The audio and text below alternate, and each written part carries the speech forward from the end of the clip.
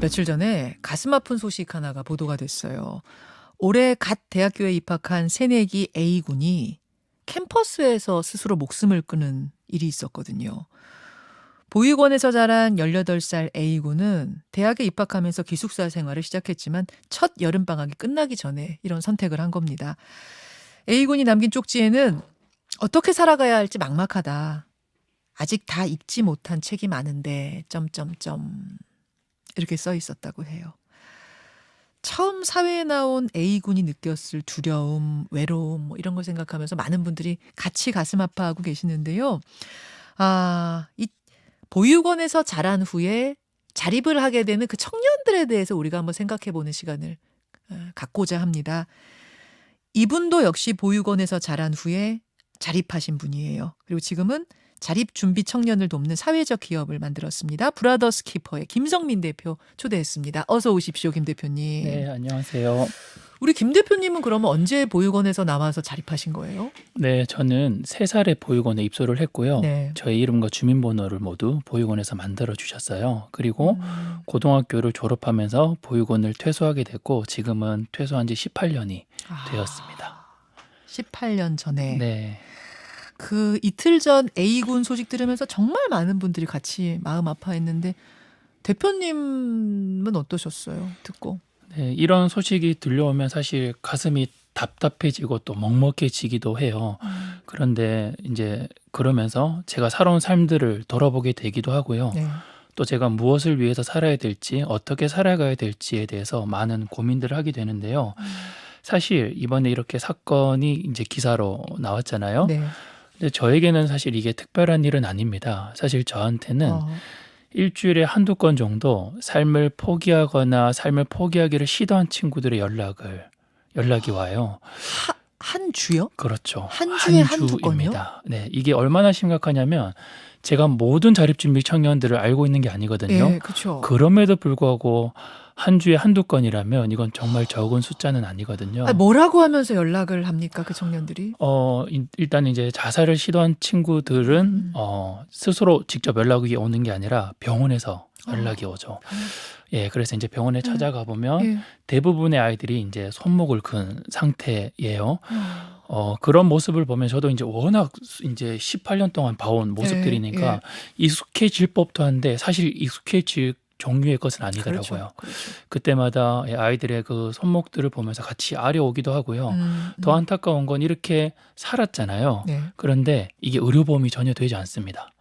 그래서 자해를 해서 옮겨오는. 그렇죠. 그리고 어떤 복지재단에서도 이런 것들을 지원하지 않고 있더라고요. 아이들이 빚으로 또 남아 있어서 살아가는 삶이 죽는 것보다 괴로워서 그걸 선택했는데 살아버리니 또 이런 빚이 또 남아버려서 이런 악순환들이 계속해서 반복이 되는 거죠. 죽음을 생각할 정도로 괴로워하는 건 도대체 어떤 부분일까? 물론 살아가는 게 다 쉽지 않지만 특별히 이 젊은이들에게, 이 친구들에게 힘든 건 뭐예요? 제가 모든 아이들의 얼굴이 다르듯이 이름이 다르듯이 네. 아이들의 필요도 모두 다르다고 생각해요. 하지만 모든 친구들이 부족한 게 하나가 있거든요. 그건 동일한데요. 바로 부모의 부재인 거죠. 네. 예, 그래서 아이들이 이제 모든 것들을 선택하고 결정해야 되는 자립준비 청년이 되었을 때 아이들의 이야기를 들어주고 또 아이들을 위로해주고 또 인정해주고 아이들의 삶을 기대해주는 그런 어른이 정말 필요한데 주위에 그런 어른들이 없다 보니까 아이들은 세상에 홀로 버려졌다고 생각하잖아요. 아이들은 어떻게 생각하냐면 부모로부터 보육원에 한번 버려졌다고 생각하고요. 이 시설로부터 사회로 다시 한번 버려졌다라는 생각들을 하게 돼요. 그러면 이제 사회로 나왔을 때 홀로 있다라는 그 두려움, 외로움들이 훨씬 크겠죠. 그렇게. 예. 아니, 우리 김 대표님이 18년 전에 이제 보육원에서 나와야만 하는 거잖아요. 나이가 그렇죠. 있는 거죠. 계속 네네. 전 살래요. 이게 안 되는 거잖아요. 네, 맞습니다. 그래서 나올 때 네. 그때 심정은 어떠셨어요? 본인 얘기를 좀 해보시죠. 저 또한 마찬가지로 사실 보육원을 빨리 나가고 싶었죠. 왜냐하면 이 보육원은 너무 지옥과 같은 공간이었으니까요. 왜요? 매일 맞고 매일 굶었던 게 일상이었어요. 18년 전에는 그게 자연스러운 문화였고요. 그래서 이제 보육원을 퇴소한 날을 네. 정말 꿈과 같이 기다렸는데 네. 퇴소한 날이 다가올수록 너무 두려운 거예요. 아. 왜냐하면 저희는 먼저 퇴소한 선배들의 소식을 매일매일 들었었거든요. 네. 네. 어떤 선배는 교도소에 들어갔대. 어떤 선배는 경찰서에 잡혀갔대. 또 어떤 누나는 성매매를 하고 있대. 이런 소식들이 매일매일 들려오다 보니 나도 퇴소를 하면 저렇게 살아갈 수밖에 없겠구나라는 두려움으로 그날을 기다렸던 것 같아요. 나가고 싶은데 또 나가려고 하니까 두려운 그 그렇죠. 상황. 그런 아주 굉장히 이중적인 심리가 솔직한 맞습니다. 심리였던 이러지도 말씀. 저러지도 못하는 모르는. 상황이고요. 저도 사실 보육원을 퇴소하고 나서 6개월 정도 노숙 생활을 하기도 했었어요. 아, 제가 여기서 궁금한 게, 네. 자, 여러분, 지금 복지부 통계를 보니까요, 지난해 보호 대상 아동 숫자는 24,000명입니다. 다시 말해서, 이제 고아가 돼서 보육원에 맡겨진 아이가 24,000여 명. 근데 사회로 나오는 자립준비 청년은 매년 2,500명에서 2,700명 가량인데, 몇 살까지 보호 대상이 되는 거고, 그다음에 나갈 때는 이들에게 어떤 준비를 시켜서 내보내는가, 이 제도가 궁금해요. 어떻게 돼 있습니까? 네, 예전에는 말씀드렸던 것처럼 이런 제도들이 전혀 갖추어지지 않았는데요. 예. 최근에는 아이들이 선택만 한다면 24세까지 연장을 할 수 있습니다. 아, 일단 보호 선택 기간을. 가능. 예, 맞습니다. 예. 그리고 아이들이 이제 사회 나오면 생활비라든지 이런 안정 자금들이 필요하잖아요. 네. 그래서 자립수당이라고 매월 35만 원씩 5년 동안 주어집니다. 5년간 네. 매월 35만 원. 35만 원이고요. 네, 그리고 자립정착금이라고 해서 네. 일시적으로 500만 원 정도가 지원됩니다. 500만 원. 네, 그래서 이제 사회 정착하기 위해서 사용되는 비용인 거죠. 그리고 CDA 통장이라고 있는데요. 후원자가 5만 원을 후원해 주시면 국가에서 10만 원을 매칭해 줍니다. 이걸 후원자. 매달 쌓아가서 뭐 정말 많은 친구는 1,000만 원까지 아. 그 CDA 통장을 통해서 아. 그 비용을 받아서 사회에 아, 나올 후원자가 수 있습니다. 10명 있으면은 아닙니다. 그거는 1대1로 매칭이 1대1로만 가능하고요. 돼요. 한 명만 돼요. 맞습니다. 아, 그렇게. 네. 근데 언뜻 들으면 500만 원, 꽤 많이 주네라고 생각하시는 분 계실지 모르지만 네. 여러분 아무것도 없는 혈혈단신 상태에서 500만 원 딱 주면 뭐 어디서 어떻게 살지 이거 넉넉한 금액 아니잖아요. 사회에서요 자립준비 청년에게 관심을 가지게 된 지 사실 얼마 되지 않았어요. 예. 그 짧은 시간을 좀 설명해 드리면 2019년도에 김정숙 여사님께서 자립준비 청년을 청와대에 초청해 주시면서 예. 언론이 관심을 갖게 됐어요. 예. 그리고 언론이 관심을 가지다 보니 기업이 관심을 갖게 됐고 또 이런 관심들의 사회 관심으로 이어졌거든요. 예. 이후에 이제 국회에서 이런 지원 제도와 법안들이 만들어졌습니다. 그나마도 만들어진 지 얼마 안 된 거군요. 맞습니다. 그래서 자립준비 청년에 대한 지원 제도는 이제 시작입니다. 그래서 다른 취약계층과 비교해 보아도 사실 턱없이 부족하거든요. 아직 더 많은 것들이 만들어져야 되고 네. 더 많은 것들이 개선돼야 되는 상황입니다. 그 안타까운 사례들도 많이 접하셨을 텐데 개별 사례는 다 다르겠지만 특히 좀 기억에 남는 청년 젊은이 어떤 한 사람을 좀 지칭하기는 조심스럽고 저희가 이제 코로나 시대 이제 작년 경험이에요. 일주일에 제가 5건의 전화를 받았습니다. 근데 이 5건의 전화를 받았을 때 공통점이 있어요. 뭐예요? 첫 번째는 모두 병원에서 연락이 왔다. 두 번째는 모두 자살을 시도했다. 세 번째는 모두 자립준비 청년이었다.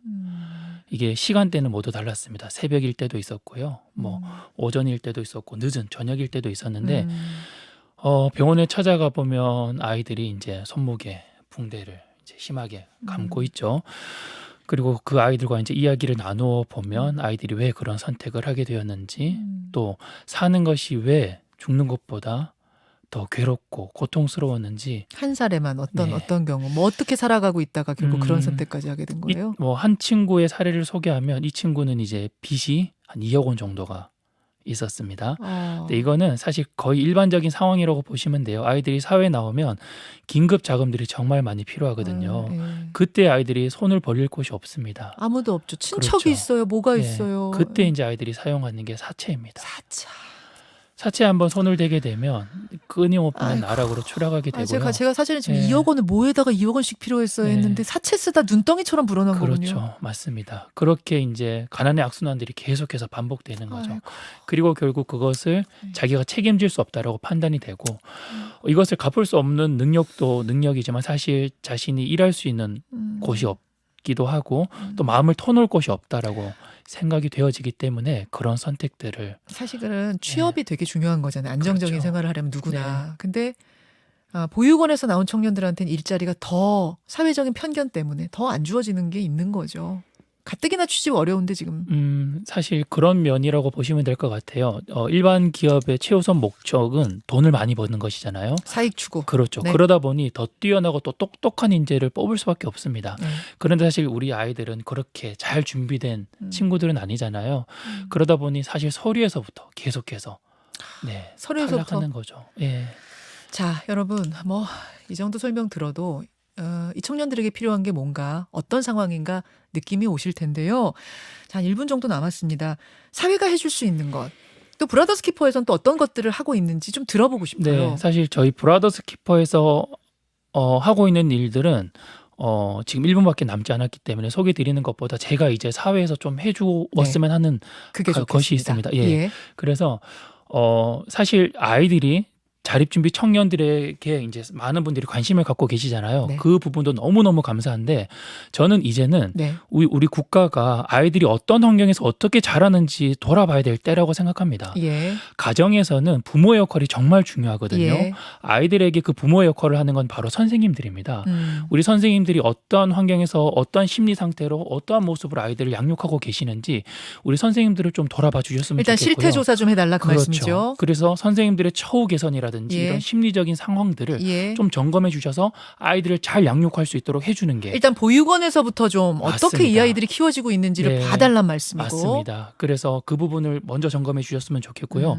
그리고 이 보육원은 최후의 보루가 되었으면 좋겠어요. 아이들이 가정이 없었을 때, 가정이 붕괴되었을 때 최선택지가 보육원이 아니라 보육원은 최후의 보루가 되어야 된다고 생각해요. 그래서 최근에 이제 가정위탁이라는 제도가 많아지고 있거든요. 많은 분들이 가정위탁에 대해서 알아주시고 그 가정위탁을 신청해 주시고 그래서 아이들을 그렇게 좀 맡겨주셔서 아이들이 가정에서 자랄 수 있는 기회를 좀 만들어 주셨으면 좋겠다라고 알겠습니다. 생각합니다. 굉장히 근본적인 이야기 지적해 주셨어요. 김 대표님 여기까지 말씀 듣겠습니다. 고맙습니다. 네, 감사합니다.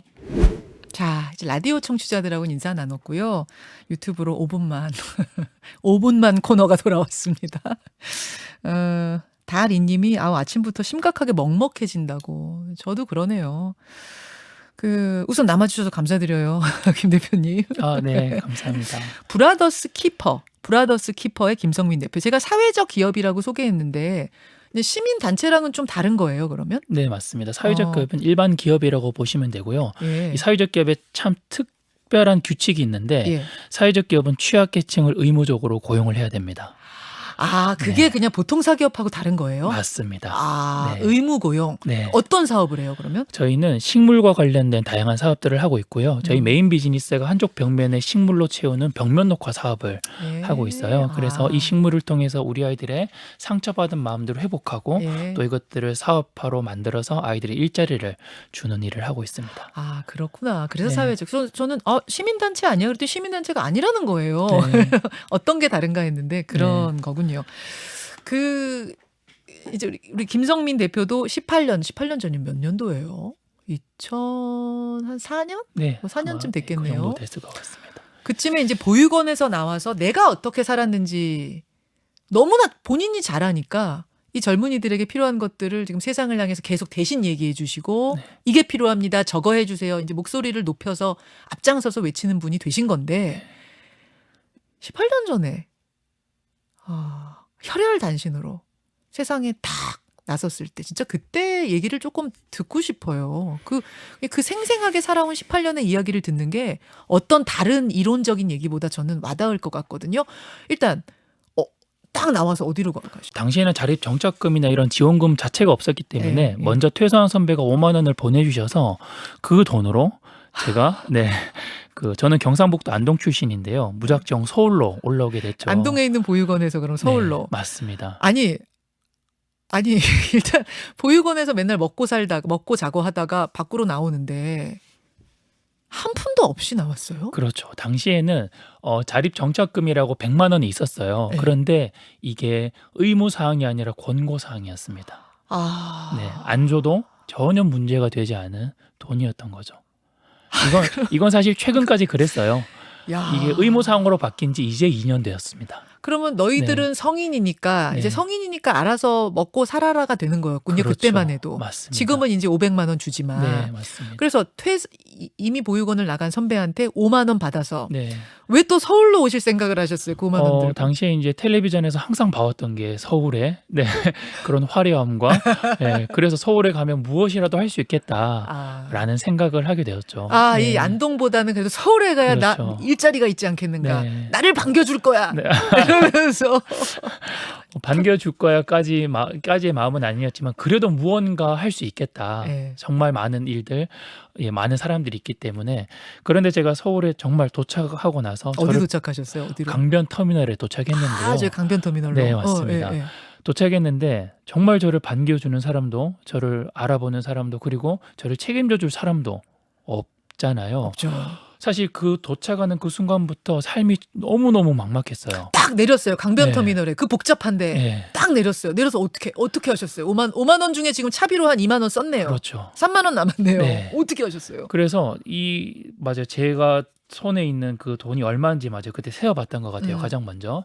그리고 이제 어떻게 살아가야지라는 생각을 했었는데 사실 제가 어떤 교육을 받거나 어떤 뭐 도움을 받거나 하진 않았기 때문에 정말 당장 일을 해야 된다, 어디서 어떤 일을 해야 된다라는 생각 자체가 없었던 것 같아요. 그냥 두려움과 외로움으로 그냥 제 삶이 아마 가득 차 있었던 것 같아요. 네. 그 시간에. 그래서 이제 사람이 없는 곳으로 숨게 되고 피하게 되더라고요. 이 옷에서 냄새가 나고 또 몸에서 냄새가 나다 보니까 계속해서 구석으로 피하게 되는 거죠. 그렇게 이제 6개월 정도 노숙 생활을 그렇게 시작을 합니다. 그리고 어디 연락할 데는 없었어요. 연락할 곳도 보육원 나온 없었고요. 선배 중에 네. 누구 하나 좀 전화해서 좀 같이 좀 재워줘요 할 만한 사람은 없었어요. 제가 아까 말씀드렸는지 모르겠지만 저희 선배들의 대부분의 소식들이 교도소에 들어갔대, 성매매를 하고 있대. 또 사실 그분들의 자녀들이 저희 집으로 들어오는 모습들을 계속해서 보게 되거든요. 예, 그러니까 선배들이 어렵겠다, 힘들겠다. 지금 저희 집이라고 표현하신 건 다시 보육원으로. 그렇죠. 퇴소한 선배들이 네. 교도소 가면서 그 아이들이 다시 그렇죠. 보육원으로 보내지는 걸 네네. 보셨어요. 그렇죠. 그런 악순환들이 음. 반복되는 걸 보면서 선배들에게 연락해야지. 사실 이런 마음들이 그렇군요. 갖기는 어렵거든요. 그렇군요. 예, 그러니까 홀로 책임져야 된다. 나는 내 삶을 책임져야 되는데 음. 사실 제가 할 수 있는 것들이 아무것도 아무것도 없었고, 없죠. 아무것도 없죠. 그래서 막 공원에서 쓰레기를 뒤져서 음식을 주워 먹기도 하고요. 예, 그리고 당시에 공원에 이제 화장실에서 따뜻한 물이 나오는 시절은 아니었어요. 맞아요. 그 차가운 물을 차가운 물로 씻기도 하고, 또 사람들이 버린 옷들을 이렇게 주워 입기도 하고, 아이고. 그런 시간들을 보냈었는데요. 조금 전에 광고 나가면서 굉장히 네. 밝으세요. 굉장히 긍정적이고 저랑 웃으면서 막 옛날을 이제 웃으면서 얘기할 수 있을 정도가 지금은 네. 되신 거잖아요. 네. 김성민 대표. 굉장히 긍정적인 분이신데 근데도 또 옛날 이야기 하니까 좀 촉촉해지는 전화 네. 김 대표나. 그 시간들이 사실 저에게 있어서 굉장히 고통스럽고 괴롭지만 더 마음이 아픈 건 여전히 이런 삶을 살아가는 친구들이 있다는 거예요. 그러니까요. 너무 오랜 시간들이 지났고 우리나라가 이제 선진국 반열에 올랐다고 하잖아요. 그럼에도 불구하고 저와 동일한 삶을 살고 있는 아이들이 너무 많다라는 거. 그 6개월 그럼 노숙 생활 한 다음엔 어떻게 하셨어요? 그 다음에. 그때 이제 문득 생각이 든 게 예. 어떤 선배가 식당에서 일한다라는 소식을 들었던 기억이 났어요. 예. 그래서 식당이라면 내가 먹고 자고 할 수 있는 곳이 될 수 있겠구나 라고 생각을 해서 예. 나름 깨끗하게 씻고 가장 좋은 옷을 주워 입고 예. 이제 막 오픈하려고 하는 식당으로 한번 무작정 찾아갔어요. 무작정. 예. 네, 그때 이제 그곳이 저의 첫 직장이 와. 된 거죠. 근데 워낙 성실하고 워낙 네. 밝고 긍정적인 분이니까 거기서 성민이 잘하네 이렇게 되신 거예요. 너무 감사하게 그곳에서 정말 저를 정말 사랑으로 많이 이렇게 보듬어 주시기도 하셨고요. 저 또한 정말 최선을 다해서 근무했던 것 그랬을 같아요. 것 같아요. 아침 7시부터 네. 새벽 2시까지 근무를 했으니까요. 왜냐하면 거기는 이제 관광객을 받는 식당이어서 예, 예. 아침 조식부터 새벽 술까지 판매하는 식당이었거든요. 그럼 몇 시간 잔 거예요? 근데 도대체? 저에게는 힘들었던 기억은 전혀 없는 것 같아요. 음. 일을 할 수 있다라는 감사함들, 그리고 또 제가 일을 한 만큼 보상이 주어진다라는 것, 또 칭찬을 해주시는 것, 예. 모든 것들이 다 처음 경험해보는 것들이었거든요. 그렇죠. 예, 그래서 참 저에게는 좋은 기억들로 남아 있습니다. 그 시간들이. 그래도 6개월을 굉장히 방황했지만 네. 어쩔 수 없이 그다음에 좋은 분들을 만나서 네. 거기서 그러니까 자리를 잡게 되신. 맞습니다. 아. 그렇게 해서 거기서부터 음. 이제 제가 고등학교 때 품었던 꿈이 있는데 저와 같은 환경에 있는 친구들에게 가족이 되어주고 싶다라는 꿈을 꾼 적이 있어요. 네. 그런데 노숙 생활을 할 때는 사실 저의 삶도 책임지지 못했기 때문에 그걸 그냥 생각으로만 남겨두었었는데 돈이 모이기 시작하니까 예. 그 꿈이 생각이 나더라고요. 그래서 근데 돈이 또 쉽게 모이진 않잖아요. 그런데 당시에 제가 얼마를 받았냐면 네. 한 달에 300만 원 정도 받았습니다. 아, 그 식당에 진짜 열심히 일하셨으니까. 예, 정말 열심히 긴 일했고, 시간을 하셨으니까. 네. 그리고 그곳에서도 정말 제대로 인정받고. 대우를 해주셨죠. 예. 예.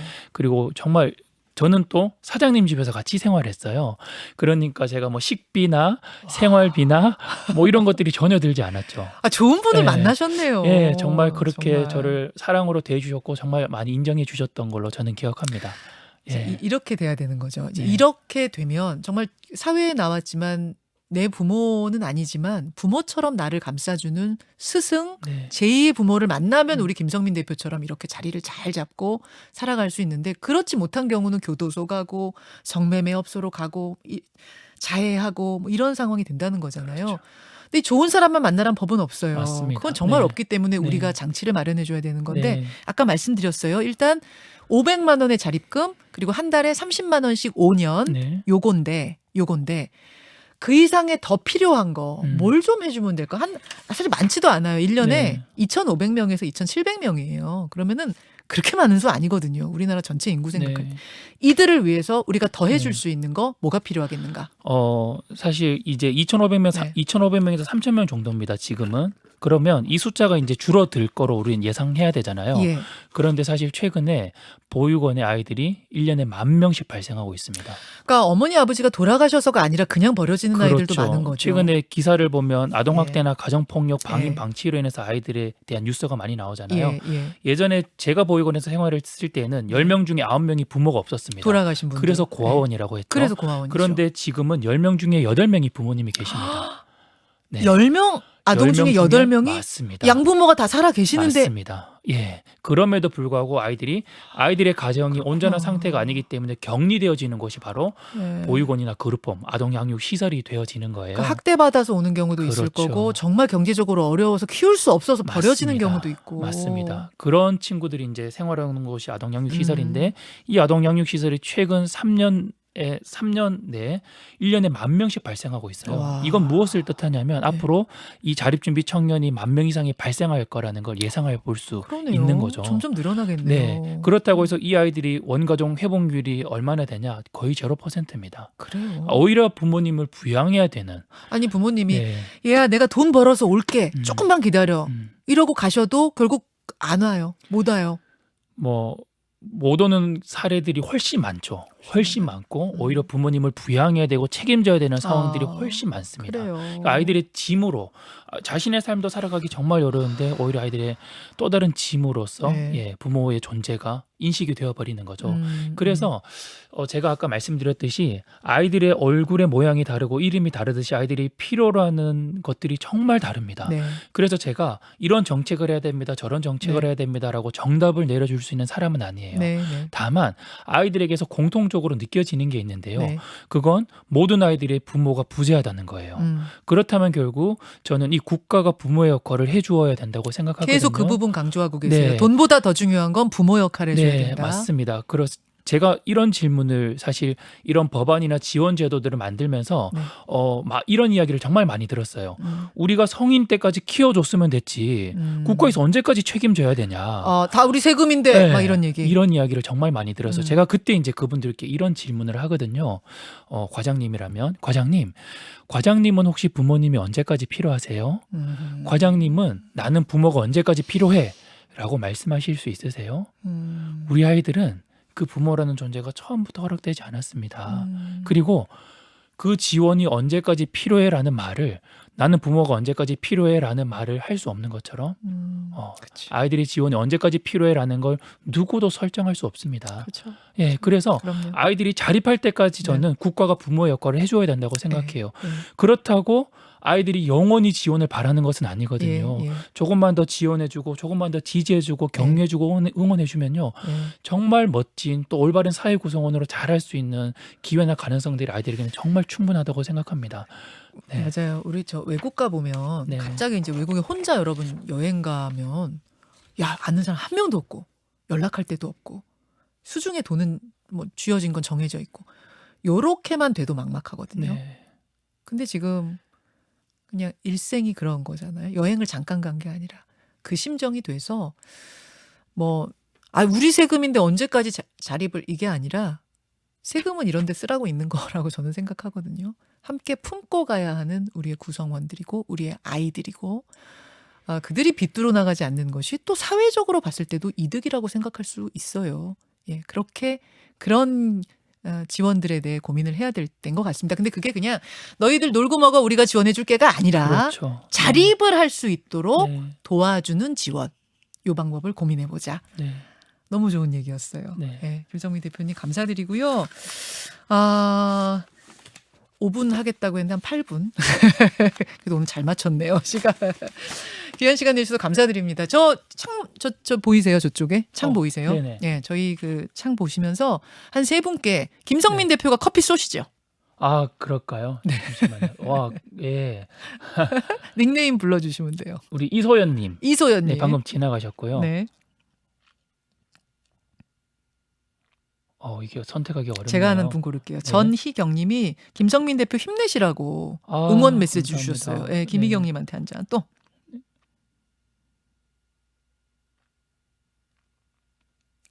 어렵네요. 굉장히 네. 진지하게. 나라라 운. 네. 네, 우리 보육원 아이들에게 힘내라고 응원해 주셨는데 예. 나라라 운 쓰시는. 그래요. 그분께도 음. 커피 한 잔을 쏘면서 웃는 모습이 너무 좋으세요, 김 대표님. 감사합니다. 웃는 모습에서 정말 긍정의 에너지가 느껴지는 분입니다. 여기서 같이 인사드리죠. 오늘 고맙습니다. 네, 감사합니다. 여러분 내일 뵐게요. 고맙습니다. 이렇게 손 흔드시면 돼요. 이렇게.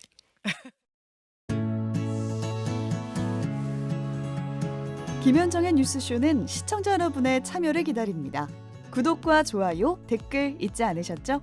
알림 설정을 해두시면 평일 아침 7시 20분 실시간 라이브도 참여하실 수 있습니다.